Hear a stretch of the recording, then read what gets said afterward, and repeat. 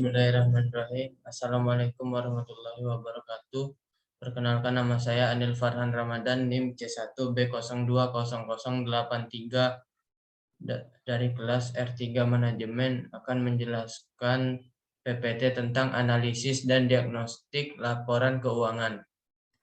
Definisi analisis laporan keuangan merupakan salah satu bagian yang sangat penting dan juga terintegrasi dan analisis bisnis. Analisis bisnis adalah suatu proses untuk mengevaluasi perkembangan dan risiko ekonomi entitas bisnis atau perusahaan.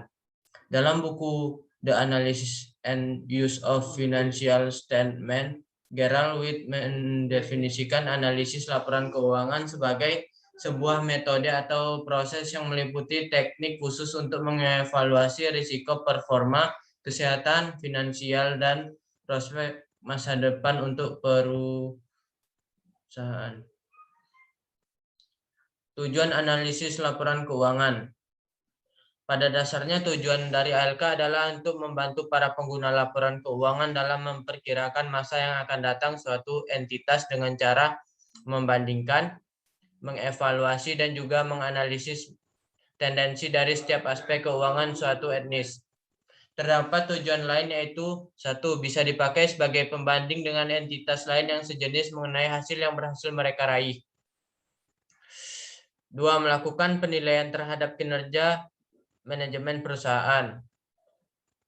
Mengetahui berbagai macam langkah perbaikan di masa yang akan datang.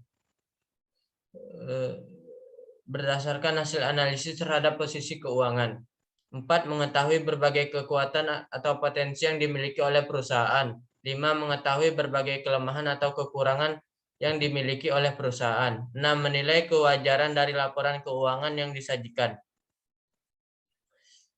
Tujuan analisis laporan keuangan menurut Bernstein yang disampaikan oleh Sofyan.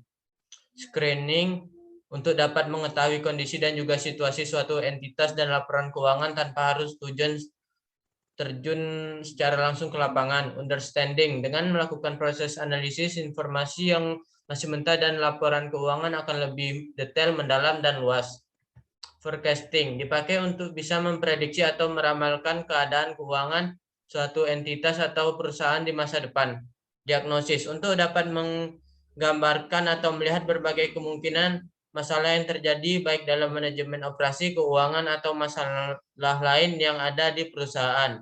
Evaluation, proses analisis dilakukan untuk menilai berbagai pencapaian atau prestasi yang sudah dicapai oleh semua pihak yang mengelola perusahaan. Metode analisis laporan keuangan ada 2, yaitu metode horizontal dan vertikal. Horizontal adalah metode analisis yang dilakukan dengan cara melakukan perbandingan laporan keuangan untuk beberapa periode sehingga akan diketahui perkembangannya. Metode vertikal, metode analisis yang dilakukan dengan cara menganalisis laporan keuangan pada periode tertentu, yaitu dengan melakukan perbandingan antara pos 1 dengan yang lainnya pada laporan keuangan di periode yang sama. Jenis laporan keuangan. Laporan keuangan menurut persyaratan standar laporan keuangan nomor 1 tahun 2002 terdiri dari neraca. Dalam sistem tata buku double yang mula-mula diajarkan oleh pendeta Italia Picciolo pada tahun 94, neraca ini asal mulanya hanya dipergunakan untuk menyatakan bahwa pembukuan perusahaan telah ditutup dan membuktikan bahwa ada keseimbangan antara debit dan kredit.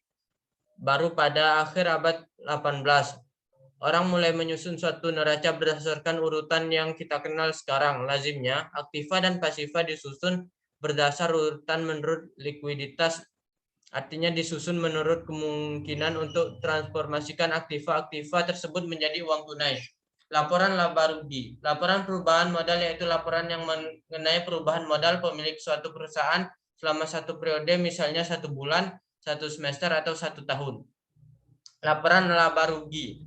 Laba rugi yaitu laporan yang memuat informasi mengenai pendapat dan beban yang terjadi selama satu periode tertentu dalam satu perusahaan. Laporan arus kas. Laporan arus kas adalah laporan yang memuat informasi mengenai ringkasan penerimaan dan pengeluaran kas suatu badan usaha yang terjadi selama satu periode, setiap 1 bulan, atau 1 semester, atau 1 tahun. Catatan atas laporan keuangan. Catatan atas laporan keuangan memuat penjelasan mengenai pos yang ada dalam neraca, laporan laba rugi, laporan perubahan modal, dan laporan arus kas. Teknik analisis laporan keuangan ada 9, yaitu teknik komparatif, teknik analisis, teknik common size statement, teknik index time series, teknik rasio, teknik analisis sumber dana dan penggunaan dana, teknik analisis break-even point, teknik analisis gross profit, teknik DuPont analisis. Pengguna laporan keuangan dan tujuan penggunaannya. Investor, penanam modal dan penasihat mereka berkepentingan dengan risiko melekat serta hasil pengembangan investasi yang mereka lakukan. Karyawan dan kelompok yang mewakili mereka tertarik pada informasi mengenai stabilitas dan profitabilitas perusahaan, juga tertarik dengan informasi untuk menilai kemampuan perusahaan dalam memberikan balas jasa, imbalan pasca kerja, dan kesempatan kerja. Pemberi pinjaman tertarik dengan informasi keuangan yang kemungkinan mereka untuk memutuskan apakah pinjaman serta bunganya dapat dibayar pada saat jatuh tempo. Pemasok dan kreditor usaha lainnya. Pemasok dan kreditor usaha lainnya tertarik dengan informasi yang memungkinkan mereka untuk memutuskan apakah jumlah yang kewajibannya akan dibayar pada saat jatuh tempo. Pelanggan. Para pelanggan berkepentingan dengan informasi mengenai kelangsungan hidup perusahaan, terutama kalau mereka terlibat dalam perjanjian jangka panjang dengan atau bergabung pada perusahaan. Pemerintah dan berbagai lembaga yang berada di bawah kekuasaannya berkepentingan dengan alokasi sumber daya dan karena itu berkepentingan dengan aktivitas perusahaan. Mereka juga membutuhkan informasi untuk mengatur aktivitas perusahaan, menetapkan kebijakan pajak, dan sebagai dasar penyusun statistik pendapatan nasional dan statistik lainnya. Masyarakat.